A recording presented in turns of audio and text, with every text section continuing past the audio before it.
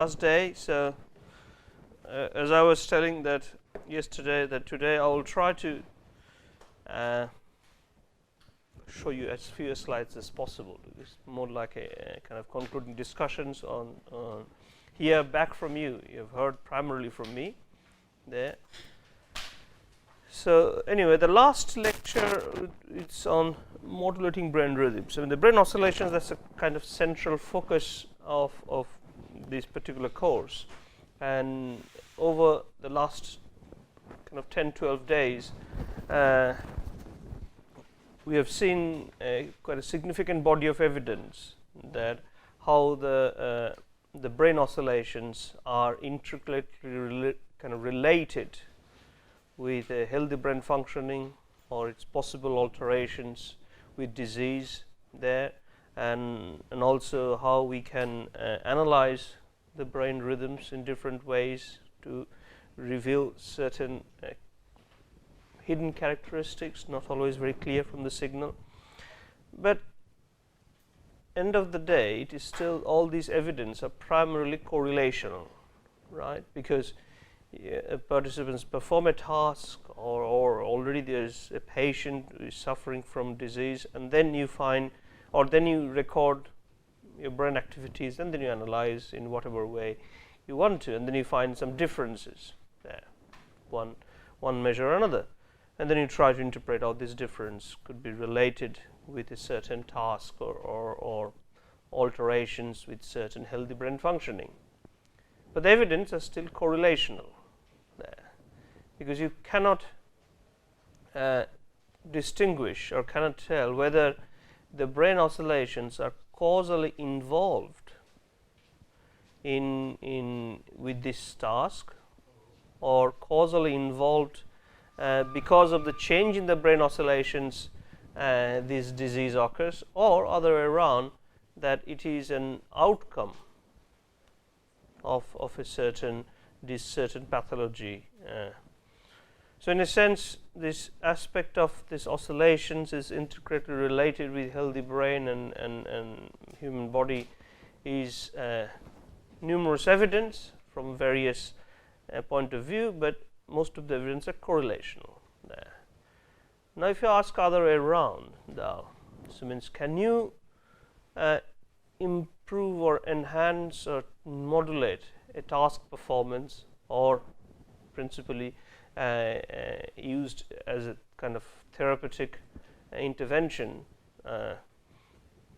by improving brain oscillations, or by entraining brain oscillations, or by boosting brain oscillations, then you'll be have a more of a causal proof there, because you know the causality, because that's what the question that usually driving the progress of science there, because we want to change a certain part of in the cause, and then we see if there is an systematic changes in the outcome, then we would be more confident in establishing a causal relationship there.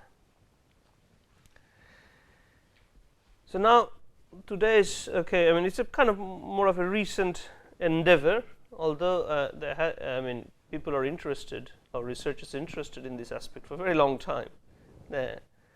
So if you are interested in the central questions, can we improve or can we boost brain oscillations, can we modulate brain oscillations with the final aim of subsequently having a better life, a better task performance, or more healthy brain there? If you are expecting, answer is a straightforward yes. I would say you have to wait. It's not, we haven't reached that stage yes. True answer is possibly yes. Sometimes you may be able to modulate or enhance or change your brain oscillations to a certain extent, and this modulation may not occur for everyone to this equal extent. And also on the top of it, to make it more complicated, even if modulation occurs, we still are far from understanding how this modulation actually works in the actual neurophysiological sense. So it's still kind of very premature stage there, but nevertheless this is a very exciting kind of field there, where you can really address this question, that to establish a causal link between a brain feature, here is oscillation which is omnipresent, pervasive across all scales and times, with a brain function there. Because as I mentioned, causality is the end point of scientific progress there, because you're all interested in not just gathering facts, but to establish cause and effect there, because that would give us more confidence in explanation. So there are different ways you can modulate your brain oscillations. Well, definitely task is one of the things, because whenever you perform different tasks, brain oscillations do get modulated. We have seen many evidence. But these are the kind of 4 or 5 reasonably systematic ways, or researchers have tried to target specific brain oscillations. The one is a rhythmic sensory stimulation there, which is I'll explain to each of them in a minute. The second is EEG based neurofeedback. It can be MEG based neurofeedback. It can also have a best fMRI based neurofeedback, which is a more recent there. Then repetitive transcranial magnetic stimulation. You're applying magnetic pulse to the brain, stimulating, applying magnetic field change to the current. We know the close friendship between electricity and magnetism. You can also apply small alternating current to the brain. And the last is pharmacological neuromodulation. If you take certain drugs, yes, it also alters, not unsurprisingly, alter the specific brain oscillations, also hierarchies of brain oscillations. I will talk primarily the first 4. The last one I will remove it, okay, because the effects are quite non-specific and broad. But we know that different drugs impact, okay, structure of brain oscillations. Not always in a very specific way, but just like the drug works, because they are quite non-specific. But suppose I'm just giving an example. If you have certain serotonin antagonist, you'll have a impact on the gamma frequency. Or if you use a diazepam then your beta oscillations would be modulated there. So I'll talk about for the first 4 there. Because so first is rhythmic sensory stimulations. Okay, it looks a bit scary, this picture actually. Here the participant is receiving receiving a stimulation via fiber optic cables in a flickering paradigm. And this is called Ganzfeld flickering, because then there is nothing other than the stimulus. So at the same time, you can see that the EEG is also recorded there. And this looks very much like a passive system. Means there is no amplifier inside there. Okay, but you can also do active electrode as well. So here the idea is, we talked about actually, that if you present a flicker or flickering stimulus to the brain at a certain frequency, brain generates a response whose frequency matches with the frequency of your stimulus. We call it frequency following response. It has been known for many years. Actually, the first evidence was in 1949. There's a paper published in Nature which shows this effect, and that's what's called the photic driving. So in a sensory stimulus is repetitive, brain also elicits an oscillations in that same repetition frequency. And this usually works across a wide range of frequencies. The effect is much stronger for the visual flicker. Auditory flicker, we talked a little bit, not the flicker with this binaural bit. there. But is it out of phase or in phase? this is in phase. You mean the response to the stimuli there, okay. You get, it's a bit complicated. Usually, definitely you'll get a slightly delayed response because the signal takes certain time to reach the visual cortex there, but the frequencies are entrained there. You will have a slightly different, instead of just a flickering, then you have a phase entrainment for a much lower frequencies there. So suppose if you, instead of flickering, if you're presenting a stimulus in a very low, suppose 1 hertz every stimuli coming there at every 1 second repetitions, then you get a very strong phase entrainment at the 1 hertz frequency, delta frequency. What I was thinking is, suppose the brain doesn't want it, it produces something which is opposite. Yeah, it's a good question. They usually, okay, the way it works, or the way it shows it works, the brain cannot but produce a response in the fundamental frequency first. Also has some high harmonics as well. And now the problem is that if the brain continues to generate more and more as the flickering continues, then at certain point there, if the cortical excitation there reaches a certain threshold or propagates to certain brain regions, then the brain loses the adaptivity control, and then for some individual you will get an epileptic attack there. So yes, one hand, okay, this response is reasonably automatic. On the other hand, you do not want this external perturbation to take over, to take control fully. So brain also has, usually healthy brain also has some internal protection mechanism to prevent from the hyperexcitation. So just as if the brain doesn't want, that's from the system point of view, you do not want a system whose dynamics to be fully governed by external perturbation. So yes, there are some protective mechanisms. Okay, I showed you some evidence, and also other research is also done, especially in these cases. But we still do not know why this kind of preventive mechanism of hyperexcitability is not present across everyone, because usually you have around, I think, within epileptic patients around 5% or something patients show this vulnerability to photic driving there. So there are some serious practical implications as well there, just to give you put it in a practical context. So if any even in watching a TV there, sometimes you see in the news, okay, is a prime minister or anyone kind of answering questions to the journalists, there will be a lot of flashes, right? And that is a photic stimulus.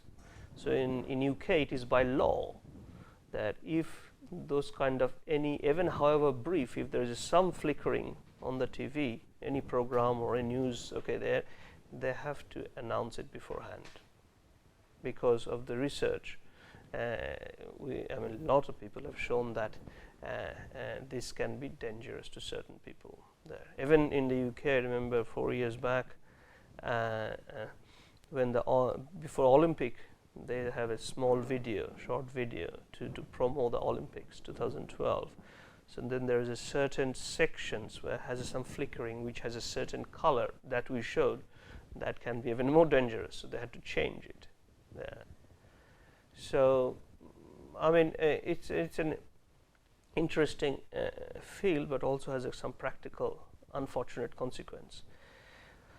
So this is actually showed you the diagram lower one, which is if you systematically change the flickering frequency, how the brain oscillations change.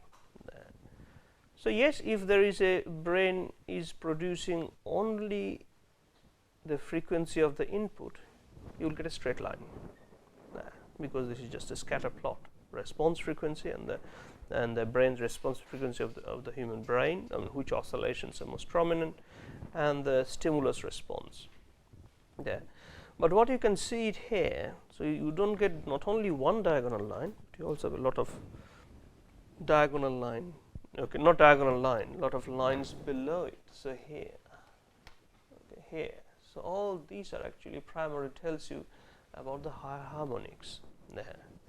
So this is means whenever the brain, this is you are is presenting flickering at 10 hertz, you get at 10 hertz, 20 hertz, 30 hertz, but also you get frequencies of, okay, here first harmonic, second harmonic, third harmonic, a little bit less in the fourth harmonic as well there.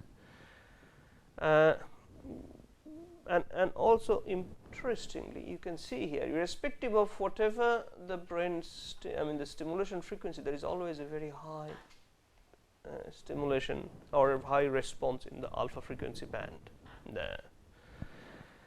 And another interesting part is that whenever, okay, you get also a stronger response whenever your brain response is around 39, 40 hertz there. So slightly enhanced response. This is here.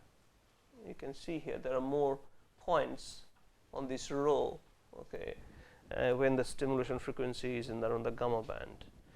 And now this is actually, and this kind of figure is reasonably similar if you repeat the same experiment in cats. So this is tells you about how the visual system is organized to some extent there, because these responses are primarily generated in the visual cortex there.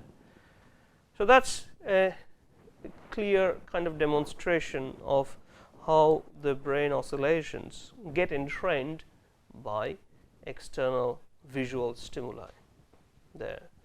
If you present a flickering stimuli at a certain frequency, brains are more likely to generate or more likely to enhance or elicit oscillations which are equal to the input frequency. So it's a kind of resonance mechanism there. And certain frequency band in the brain, they show more of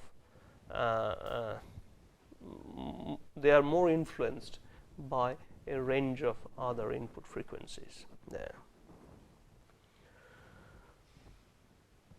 So now the idea is, if this kind of steady state, when you are presenting this flickering stimulus, if they reveal this kind of resonant frequencies that also resemble the brain oscillations, because we know the brain oscillations in this alpha, all theta, beta, gamma, they are all play a crucial role in several cognitive processes.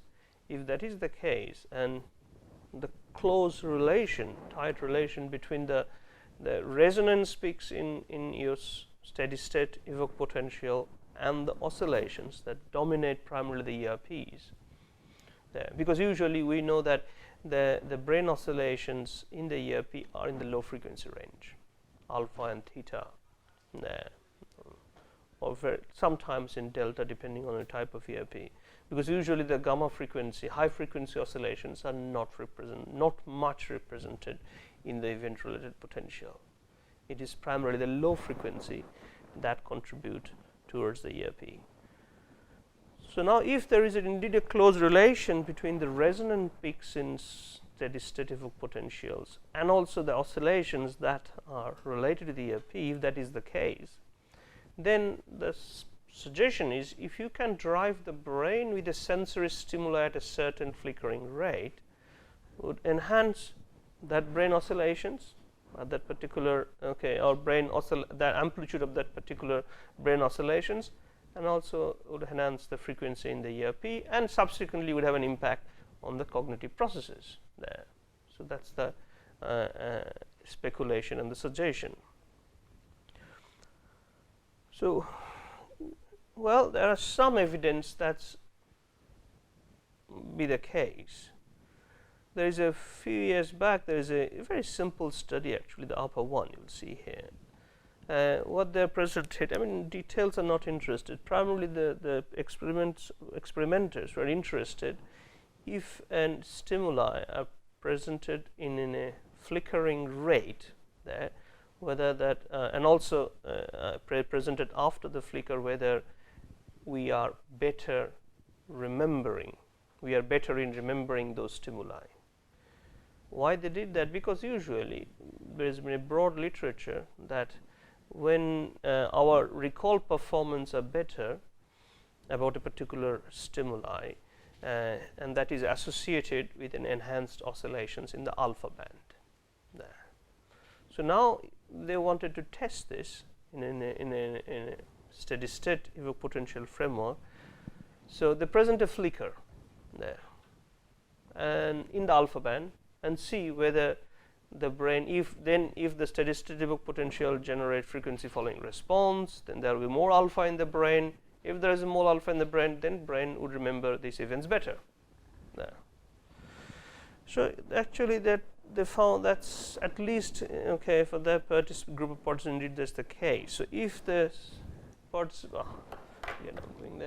if the participants are indeed receiving a flicker at 10 hertz there, their recognition performance, so this is y-axis is their recognition performance. That's a behavioral performance that they are better in the memory task.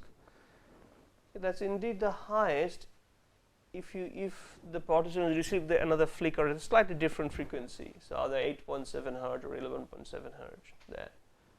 So these are the kind of the control, these three, and also if they don't receive any flicker. But you can see when they're receiving the flickering at 10 hertz, their visual memory are much improved compared to the when they receive a stimulation or flickering at nearby frequencies there. So that gives you a first evidence that very likely that the flickering induced brain oscillations very likely contribute to this enhanced performance. And also they show by EEG data that yes, the flickering does definitely, because they use a very short flickering, indeed induce brain oscillations. And then they did a follow-up study which were actually quite interesting. Then they did it with a much senior age group, because usually we know that the senior age group memory performance often declines there. So here, and then the senior age group, they have a different two age groups. One is I think 60 to 80, one is 80 and higher. So they have a participants till I think 93 or 95 there. So it's a good interesting data. So now you can see they are all doing a similar task, which is just an identification of certain words there. And then they found that when the participants are again receiving the flickering at around 10 hertz there, then these two groups actually, those who are even the two groups, one is the higher than 80 there, and between 60 and 80, these two groups performance are very close to each other. So this specific boost of primarily facilitates a group which usually suffers the most problem with the memory there. So that's a kind of interesting finding, yes. This is the use, if I recall correctly, it's a visual memory task there. So they possibly have to have a certain words and pseudo words. You have to check it whether it's a word or pseudo word, if I recall correctly. But if you are interested the exact details there, you can check the papers there. But it was a visual memory task there, detection memory task. Because even if you are correcting a right word, means you are using some sort of memory there, right there. If you say pseudo word, no, it's the right detection of pseudo words, the right detection of words.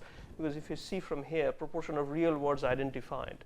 So I believe they use a present of words and pseudo words there in succession. So you can see here this senior adults, most senior adults, they benefit the most there, especially from this sensory stimulation when the stimulation frequency is at around 10 hertz there. So that there it should suggest that this, first of all, the kind of possible role of alpha oscillations, causal role, and the second is there are possibly external ways to boost these alpha oscillations in a controlled manner.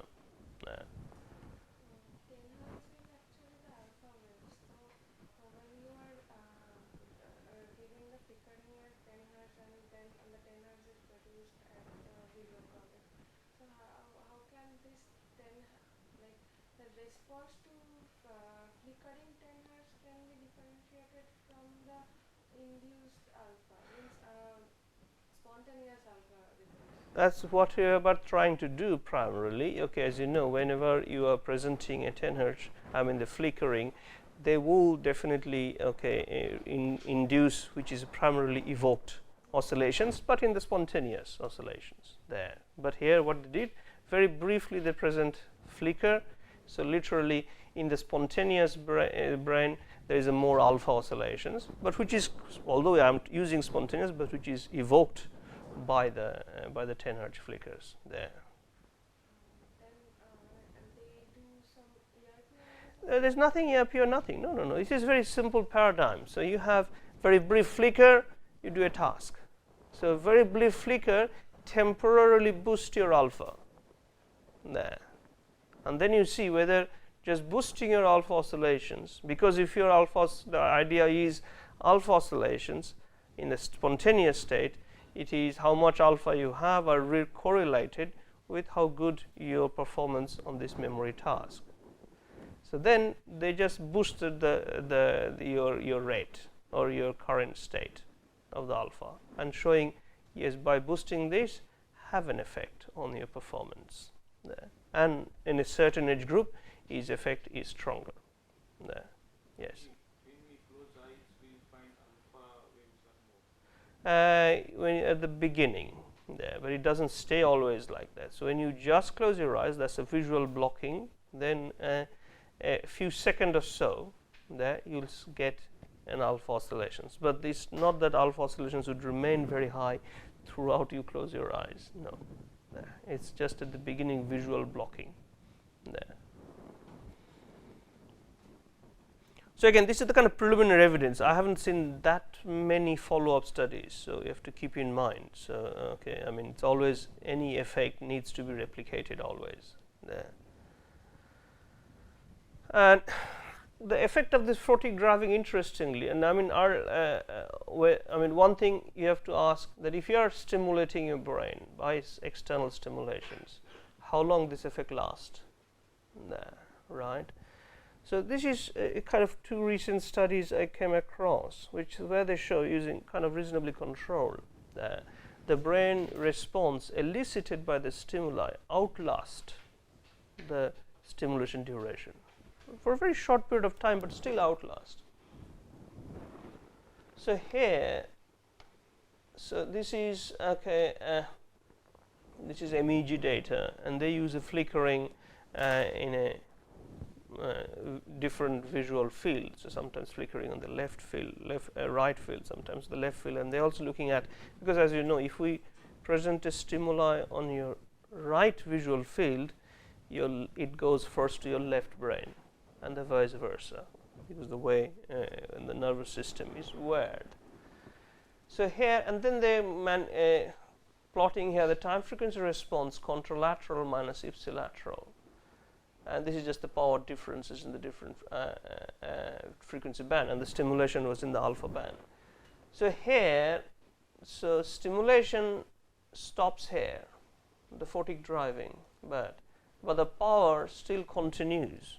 I mean, even if you consider wavelet smearing, but still it beyond the standard smearing window, almost 800, 900 millisecond beyond the stimulation, but still the brain continues to generate enhanced oscillations even after your brief flickering stops there. So that's an interesting, because it shows that this sudden excitation, cortical excitation, as evoked by this external stimuli, that has some kind of an endogenous way of continuation there. Although this process is somehow initiated, this resonance initiated by the stimuli, but it still, even if the stimulus stops, but this cortical excitation that is initiated, that continues for some time there. So that there, I mean, it introduces a kind of interesting idea or aspect that if when you stop the stimulation, the brain oscillations induced by the stimulation, if it continues, so that lies the possibility that there would be very likely some after effect there. So not only you expect to have an effect during the stimulation, but there might be a possibility, because that cannot be ruled out there. But yes. This effect we'll find when we drive on a single lane during night. Find this effect. Well, I'm pretty sure you'll find. It's a good point you mentioned, because when you drive on a single night, because the lights are coming at a very fixed rate there.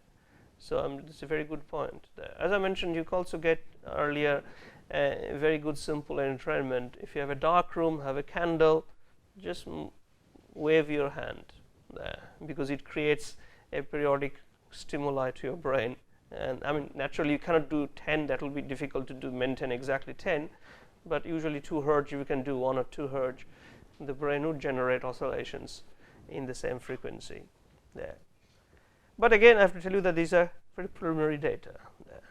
So we still have a far way to go to convince a claim that how long this effect lasts, or what are the other benefit. We definitely know there are certain dangers, because this kind of stimuli, flickering stimuli, is dangerous for if you have any history of epilepsy there.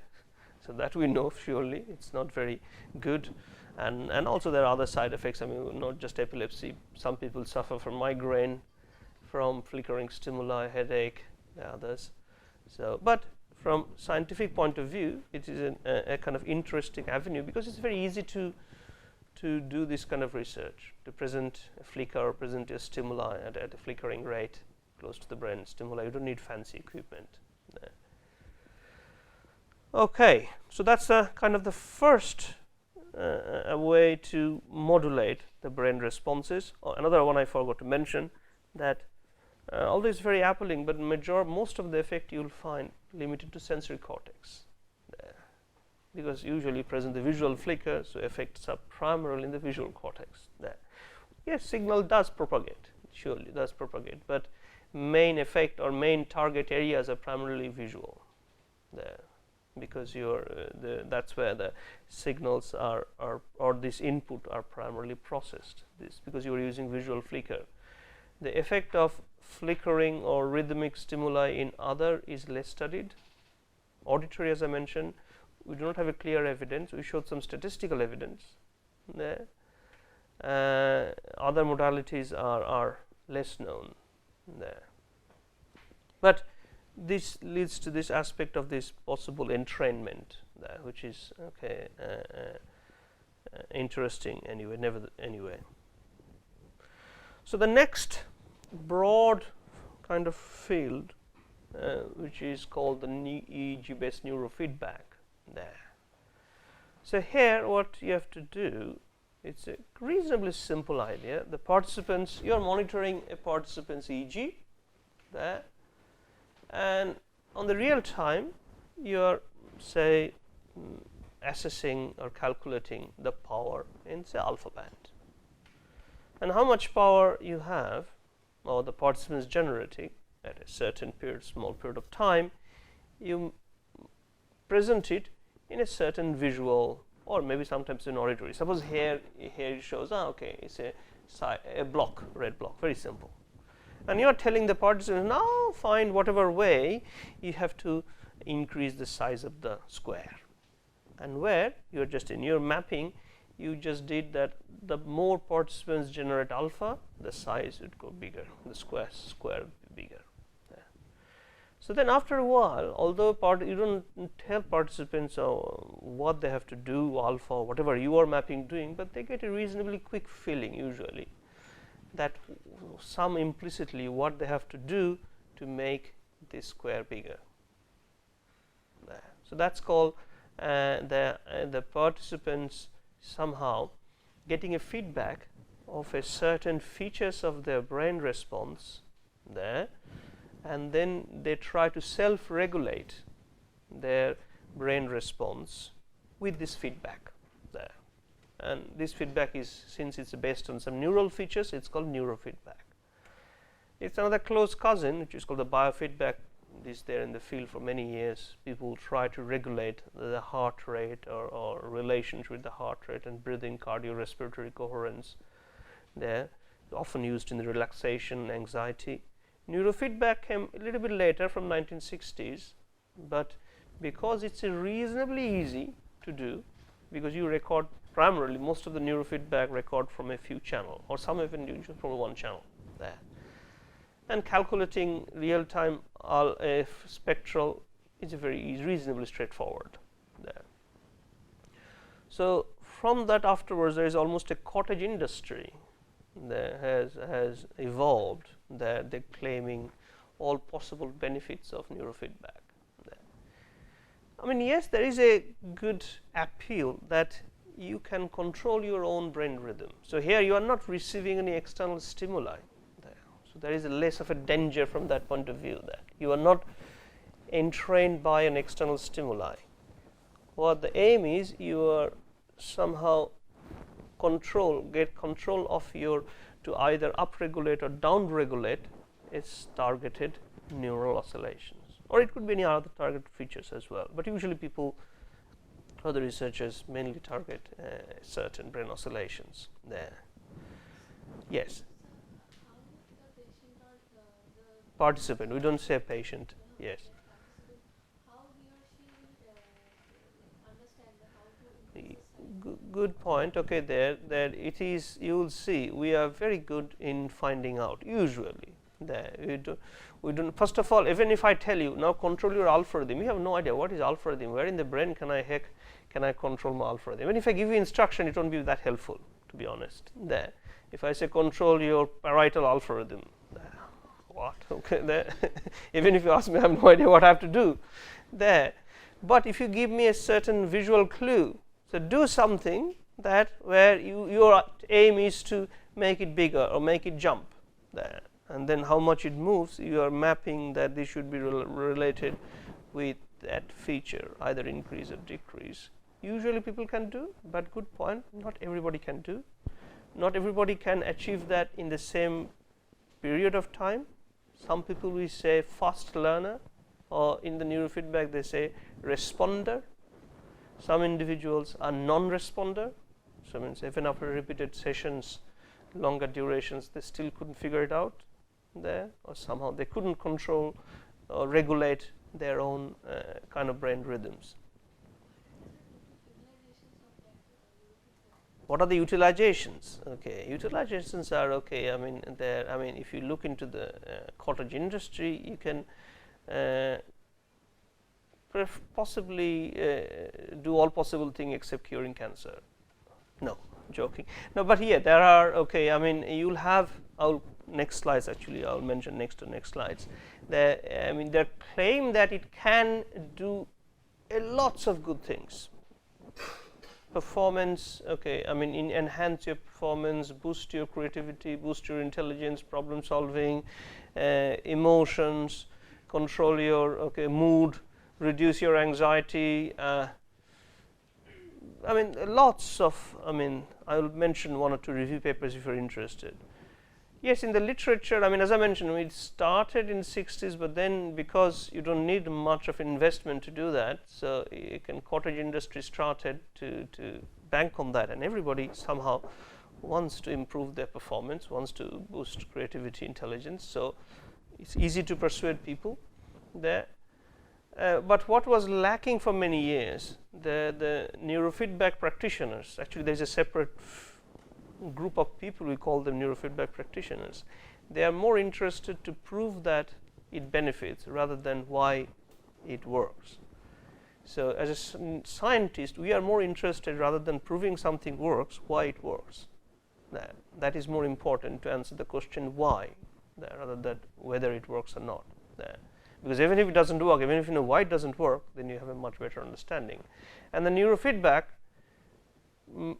till 5-10 years back, majority of the people working in that, they are usually less bothered or less concerned about understanding the boundary condition, when it works, when it cannot work. They are more interested to prove that it benefits. And that creates a kind of big problem first of all, okay, we call it file drawer problem or publication bias. Means you can publish something when it works there, because if something didn't work, you don't want to publish there. So we do not know, I mean, very simply logically, how many trials or how many trials failed there. That's we call file drawer problem there. So you only get to know the success there. And the second is you also do not know, if you are only showing whether it works or not, what are the underlying neurophysiology, whether the really brain oscillations change there before and after training. Only recently there are more systematic studies started looking at it or using neurofeedback in a more controlled settings there. I'll give you one example, you'll see there, but that's a more of a recent evidence. I'm not saying it doesn't work. Yes, it has a very big potential there, because this is a nice idea that you can, usually we think, oh, how can I control my brain rhythms and oscillations, but this gives you a nice way of kind of putting in a closed loop control there to take control of your own brain features or certain neural features there. And recently, I mean, this concept has been now extended to both MEG and fMRI in a very nice, elegant demonstrations. And I might show you some controlled, hypothesis-based experimentations to see whether it works or not. I mean, in a very controlled settings. So, and that's the idea that here neurofeedback is the participants, through some feedback, you are trying to control a certain brain oscillations there. And you can decide, I mean, there is a lot of softwares, and as I mentioned there, how to make this feedback more appealing. I mean, here this is very boring just to show a square. There you will find a lot of softwares that do a lot of products, neurofeedback products. They say, oh, opening a flower there. So it makes it more appealing, or going somewhere, making it more kind of nice scenario where how you navigate in the scenario is related with your target brain oscillations. Yeah, so when participants, the idea is when participants receive information on certain parameters of your brain activity, they are able to up or down regulate them. The most often target rhythms are SMR theta, it's 12 to 16 hertz there, so you just put a electrode C3 there, or quite a bit of literature also there, they up regulate, down regulate the alpha theta ratio there, so not just one frequency band but the ratio between. And if you're interested in a kind of getting a review, is a good starting point, although it's more biased, to be honest. I mean, I know John Gruzelia, who is a very well-known key figure in neurofeedback, who is my colleague there, who wrote a very nice review, but in my view still biased for the neurofeedback because he's a neurofeedback expert. So it's anyway, if you're interested, it's a nice review to start with, to see the range of range of applications, both in the healthy as well as it has more convincing applications in the clinical settings, I would say. For example, neurofeedback has been found to help children suffering from ADHD there. So there, to be honest, I mean, if someone has some problem with some disease, even if it does work some extent, I'm quite happy to accept that there, and then I can say how it works. But as long as it shows it works. But yeah, there has been a good body of evidence. It suggests that children suffering with ADHD, anxiety disorder, it helps. Neurofeedback helps. And now the here idea is it possibly kind of works as an anxiolytic response. Anxiolytic means somehow you're kind of inducing more relaxed state in the brain there. And that could be, there are other techniques also they're using or introduce, reducing stress. So suppose meditation is another example there. So it could be kind of put into the same bracket there.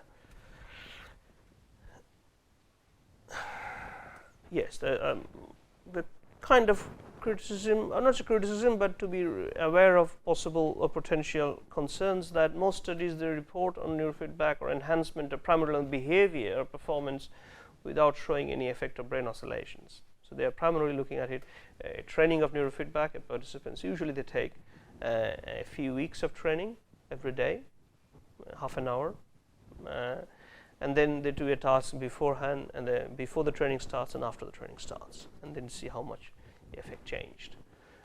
And there, as I mentioned, there's a widespread. There suddenly comes to my mind, they found even a surgical skills in surgeon there that also improved by specific neurofeedback. But you have to be aware of this, putting too much emphasis. There is this problem of publication bias, and also importantly, we know reasonably less about the individual differences there. So why a certain individual respond in a positive way, and why they don't respond to this intervention technique, or they cannot regulate their brain oscillations. There's one kind of recent shows in a more controlled way to show that how much the brain signal actually changes by taking neurofeedback in a more personalized way. So although suppose even if I'm telling you that neurofeedback you are targeting an alpha oscillations, we know that we individual have our own peak alpha there. So I are attaining alpha band between 8, 12 or 13 hertz, but if you make a power spectrum of a spontaneous EEG or MEG, you will find here there is a reasonable power is concentrated in this frequency band. But if you look at the peak, your peak could be different from where my alpha peak would be there. You could be 10.9, I could be 10.7 there. And there has been quite a good body of literature showing that where the peak lies, this individual peak, that also contain a reasonable amount of information about your thinking style, about your performance in different tasks, and so forth. And also peak alpha, where your peak alpha is also related to somehow how your brain is organized there, because it's somehow anatomically constrained. So the researchers then tried to also to look at if you can target, if you use a neurofeedback with a targeted peak there, and then look at it whether you will see if you do it, the subdivide the alpha band into different subcomponents called lower alpha and upper alpha, depending on where your peak is. So this is actually showing reflections of the brain wave, the before neurofeedback and after neurofeedback in the upper alpha band. So here you can see, just to show the before neurofeedback and the same resting state there. So the before neurofeedback, okay, yeah, there's a lot of things going on, but alpha you don't see very clearly, at least not visually. I mean, you can also, once you compute it, you also see. But here's after neurofeedback, yes, you see for a typical participant, which naturally who shows the maximum effect very likely, you see a very nice increase in the upper alpha band there. And this effect they only found it after end of the session, not just one sessions, end of I can't remember how many, but there is usually over a period of weeks and every week, every day. So possibly 20 sessions there. So that's as we found that this kind of strong effect as a change of a targeted brain frequency happens, but once you continue training for quite a while there. Yes. So in the case of practicing meditation, the trainers train us like how to meditate and they give some rules. In the neurofeedback, is their aim is to try out some simpler methods, like in the case of the usual methods of practicing meditation. So they are maybe quite difficult. So is their aim is to evolve any simpler method to I mean, you have to remember the neurofeedback was introduced initially not to replace meditation or any way, the others. You might find that the outcome of meditation practices and the outcome of neurofeedback practices, they might overlap there. So that's why I put it, they both possibly work as a relaxation inducer, stress reliever there. And they might also share certain shared neural circuitry by which this we call it anxiety is reduced there. Going back to your other point, yes, there is another certain similarity. Yes, you mentioned the meditations, often it started with with an instructor there. That might help to kind of, if you're kind of naive or if you're a novice, to get a kind of idea what to do to follow the routine. In the neurofeedback, yes, you do need a neurofeedback practitioner there. Someone has to put electrodes on others there, okay. And there are certain instructions possibly also needed from the neurofeedback, to get an effect there. So there might be, I don't know whether that answers to your question, there will be some similarity of the importance of some instruction there.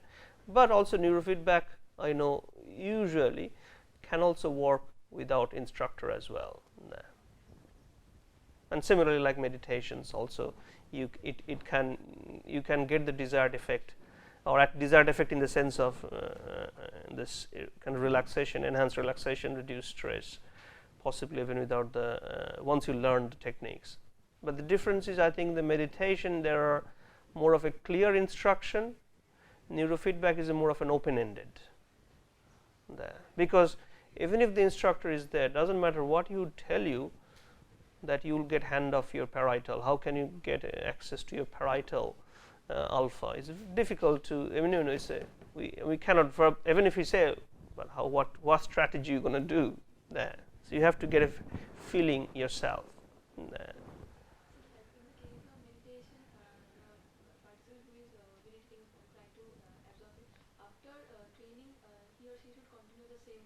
That is right. In the case of neurofeedback also, but they need to have a neurofeedback machine. They need to have an electrodes and somewhere. Otherwise, if you just show a square, okay, the square has no way to change its color or its size, unless you, okay, there, because we still haven't evolved. That would be interesting to record EEG even without attaching anywhere any electrodes.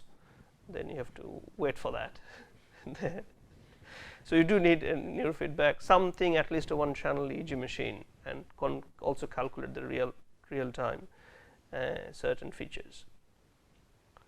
Okay, something I was going to say and I forgot. Yeah, so this is, I would say, it has an interesting prospect, good prospect, the neurofeedback, because it's quite a low cost as well. It's very easy to calculate. You just need a one-channel EEG, or you can, if you do a little bit high resolution, you can do 4-channel. Nowadays, 4-5-channel EEG you can do. Some other versions of neurofeedback came if you also, because someone was interested about the heart, was mentioned, if I mentioned long back, that you can also combine the ECG with the neurofeedback, with the EEG signal. Because some system allows you to record other auxiliary signals there.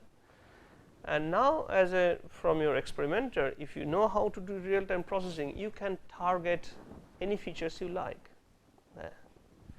Naturally, the more complex the feature you are targeting there, it's more difficult to train there, because we know alpha is very easy to target, because you yourself will figure it out. The moment I'll relax, alpha would go high up. I will see something that brain can figure it out very quickly. Now, if you're targeting a complex feature, so if you say, I'm interested in the gamma frequency in the precuneus, say, very hypothesis driven, but that would be much more difficult to upregulate and downregulate for a participant. Although it's difficult, but it's not impossible. So let me give you another extreme example. There's a very nice paper published in a couple of months back in a very prestigious journal, which shows that this fMRI-based neurofeedback. This idea is you take control of your brain activities there. So what they are target people, the risk participants, they have been fed this information about a very critical region, which is deep in the brain, called nucleus accumbens. And nucleus accumbens is in a region which is deeply involved in processing reward, in learning there. And then these researchers, because of fMRI, they have a good resolution of finding brain activations in the deeper brain regions. This information is fed back to the participants, so how much nucleus accumbens or ventrotegmental area is active there. And the participants did figure it out there. I can't remember how quickly they figured it out, but they did show a very interesting effect that you can even, given the feedback, you can even control your deeper brain activations there. So that's why I found this idea is very intuitive, very appealing there, because often we just kind of apply or analyze very passively there the signals, but here as the participants given the chance to actively take control of how or to control of their certain brain states and brain features. And then on the top of it, also I don't know whether I'll have to show more slides, but we did some very controlled experiments where we targeted not just particular oscillations, we targeted how the different brain regions connected. So you are being fed the directed connectivity between one brain regions into another brain regions there. So there we have a definitely it's a much more complex feature there. So you are calculating at each real time the connectivity, and then plotting that connectivity, kind of mapping that in a certain feature, and they say, oh, you increase the size of the bar there. But participants did figure it out very quickly, although it's a complex feature there. So, and then he found some expected that if we expect the brain region X is driving X, Y, and then if you increase the spontaneous driving, then according to in a certain paradigm we expect its outcome in a very predicted way. So from that point of view, it is a very promising research there, a promising avenue, provided if you are not just interested just to show whether it benefits or not. Then it gets slightly boring also. If you just want to show whether neurofeedback wants to reduces stress, that would be less interesting. That would be more pedestrian research, I would say. But if you want to have a more controlled and have a very specific hypothesis targeting specific brain oscillations or specific patterns, and then create an experimental design to establish the causal link between specific patterns and the performance, then it would be much more convincing and more impactful. So it's a good, a promising avenue to to control or modulate your brain oscillations and related features. Okay. Ooh, time for a coffee break or tea break. Thank you.